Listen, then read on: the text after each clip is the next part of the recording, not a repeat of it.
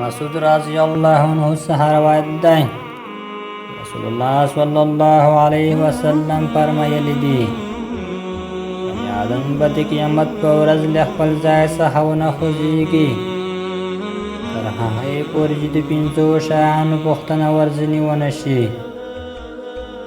لومړی عمر دې څنګه تېر کړ؟ هم ځواني دې په څه شي کې تېره کړه؟ دریم مال دې له کومه کړ؟ څلورم په کومه لار کې دې مصرف کړ؟ او پنځم پر ترلاسه شوي علم دې څومره عمل وکړ؟